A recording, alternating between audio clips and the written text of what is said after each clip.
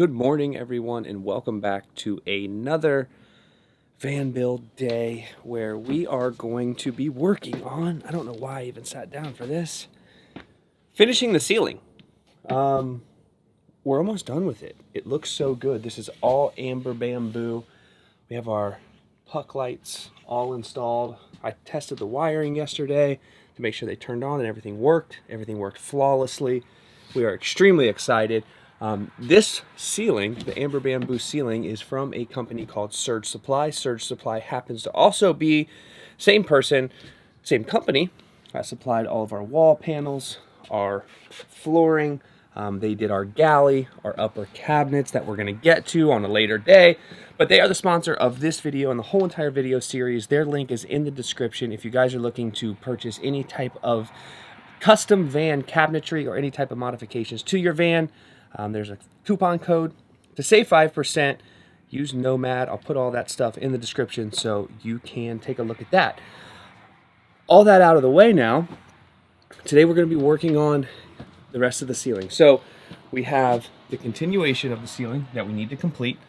Once we get that done, it's really at that point time to move on to finishing the heater. So we have our heater down here, and it's not completely installed yet. I'll try to show you this the best that I can. I have not screwed anything down because what I want to do is I want to get everything wired up before I completely fasten everything down and finish it out. All of our wires are ran. We're doing pretty much everything DC. I know a lot of people have huge inverters and they put a bunch of AC power. I don't need AC power. Pretty much everything you buy for your van can be used in DC. It's more of a preference, and I don't want to spend a whole bunch of money on crazy batteries with a huge inverter. So that will save me from doing that, running pretty much everything DC. Heater is DC, lights are DC, fan is DC. If I wanted to get an air conditioner, I can also get a 12-volt DC air conditioner. So it's something to keep in mind. If you're thinking about building the van and you want to make it as simple as possible, DC is the simplest way to go. But we're going to work on all of that, get the electrical roughed in the rest of the way, and get everything connected and make sure all of our lights work, make sure everything is good to go before we put our lone seal floor down. And then tomorrow, hopefully tomorrow, will be galley, wheel well boxes, upper cabinetry, and we should just, move. So I have not made a decision on these windows yet. I have new panels coming that has this taken out. My concern for the windows is how much heat or cool air escapes or enters with these C.R. Lawrence windows that everybody uses. We're spending a lot of time with Havelock wool and insulating the heck out of this thing. And the last thing I want to do is just provide a space for all of that heat or cold air, cool air to escape through. I know a lot of people put them in. Maybe somebody watching this can leave a comment on your experience with C.R. Lawrence. We already have this huge window here behind the driver's seat. We have another huge window over here, and their R value is not good. So we're going to lose a lot of heat. We're going to lose a lot of cool air with those windows, and I don't want to add anything else yet. I may do flare space. I'm just really up in the air. So I'm going to get to work. My wife is about to be here, and we're going to start tearing through this ceiling, get the ceiling done, and then move on to the electric.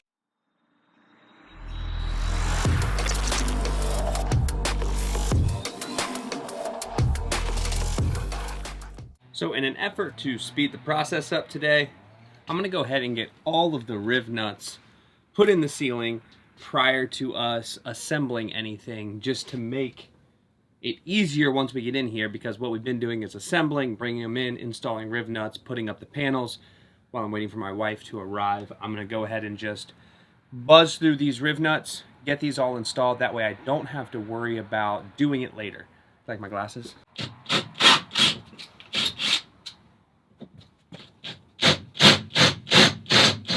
So while I'm preparing to get all these riv nuts done, this is a great time for anybody to go through with small fingers like my wife, small long fingers, to put insulation in all the nooks and crannies that you may have forgotten about or that you may have missed because you were doing the whole job at once. That's what she's doing right now, just going through as I put these riv nuts in, shoring up all of our insulation, making sure it is suitable for her needs because she's concerned about the cold temperatures and wants to make sure that we stay warm. I'm gonna put the riv nuts in. She's gonna walk around and finish up the insulation. It's so funny. You're not concerned about cold temperatures? No, I'm a savage.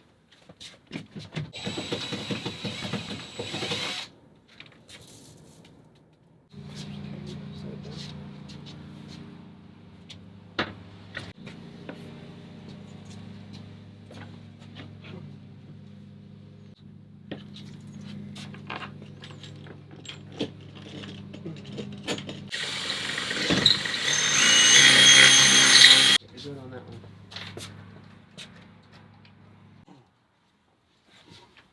Sorry.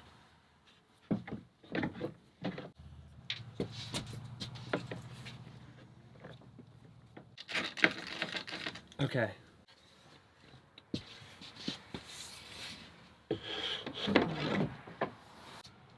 So after a lot of trail mix,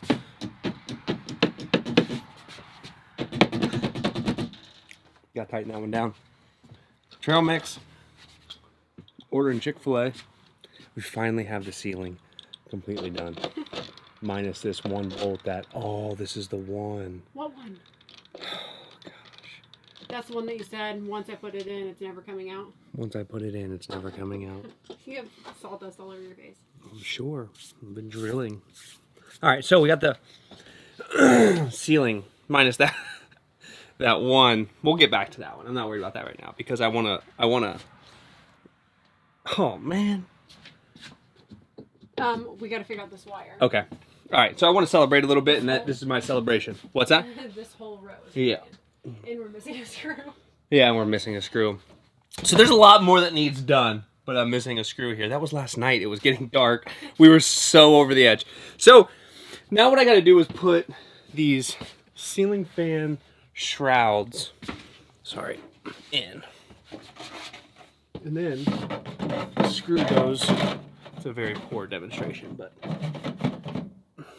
mark those, cut those, install those. Those are done.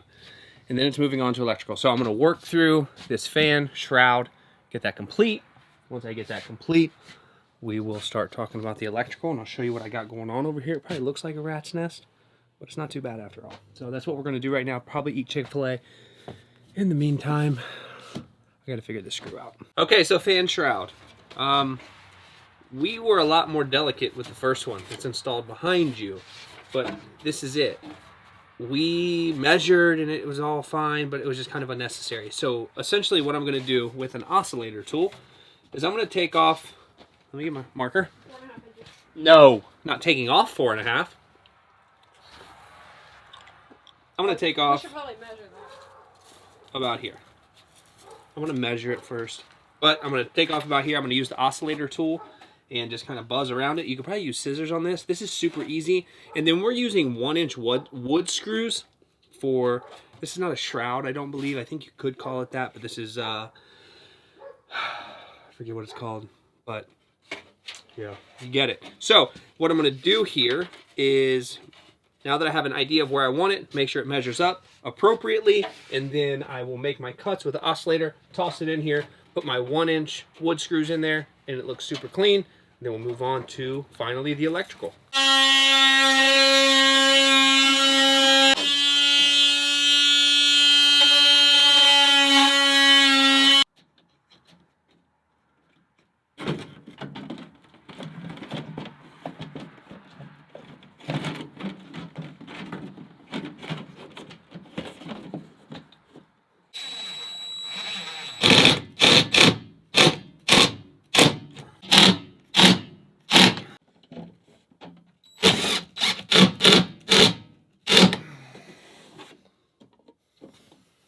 All right, so with everything, both fans in, so we used 1/2 inch, 3/4 inch small little wood screws to hold this fan shroud on. And there is a small gap here. You may have a gap there. It's up to you if you want to caulk it. You definitely can. I don't think it's a big deal one way or the other, but that's entirely up to you. All right, Chick-fil-A's here. I'm gonna go get some lunch. I'm gonna eat, and then once we get back, we're gonna sort this wall panel out. Probably cut a hole in it to put our switch system in, and then we should be able to kind of fly through this electrical. Hopefully, this has been a super productive day. We have 4 more hours to work, and I'm hoping that I can get all the electrical connected and on tonight. Hopefully the heater too. Okay, so for the past hour, I got a little sidetracked. She's putting this back on. We have been working on our electrical system, and we even got one of the wheel well boxes moved in just so we could see where everything lines up. And everything's lining up nicely. So what we have to do is we have to get this panel put back on. We got to get the bottom panel put back on. This panel snugged back up. All of our wires are coming through in a nice clean fashion.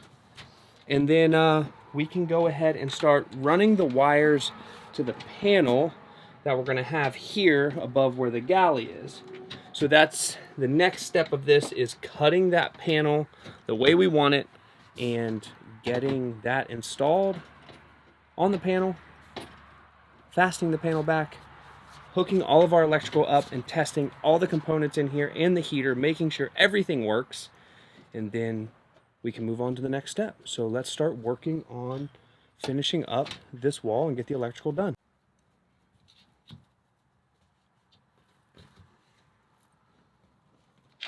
Yeah.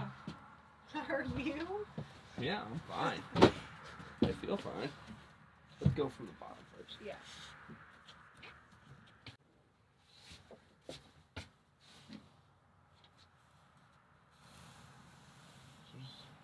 I think we're missing one right now. 3. And then 1.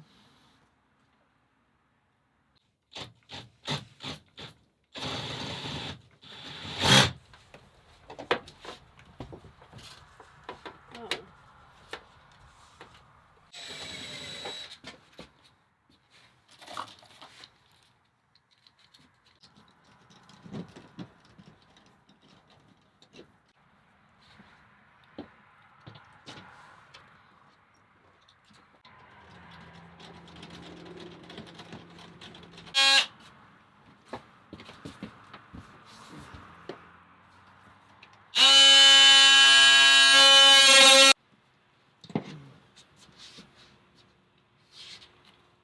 All right, the day is done.